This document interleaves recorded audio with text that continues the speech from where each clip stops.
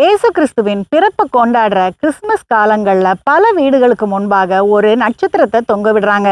அதுக்கு என்ன காரணம் அப்படின்னு நம்ம யோசிச்சோம்னா, இயேசு கிறிஸ்து பிறக்கும் போது ஒரு சிறப்பு நட்சத்திரம் ஒண்ணு தோன்றுச்சு. அந்த நட்சத்திரத்தை பின்பற்றி தான் பலர் அவர் இருக்கிற இடத்த கண்டுபிடிச்சு போனாங்க. கிழக்குல இருந்து வந்த 3 ஞானிகள் இந்த நட்சத்திரத்தை பின்பற்றி யூதருடைய ராஜா எங்கே பிறந்திருக்கார் அப்படின்னு தேடி வர்றாங்க. ஆனா அவங்க சுய புத்தியினால யோசிச்சதுனால அவங்க அந்த ஊர் ராஜாவை போய் தேடி கண்டுபிடிச்சு அவர்கிட்ட கேக்குறாங்க.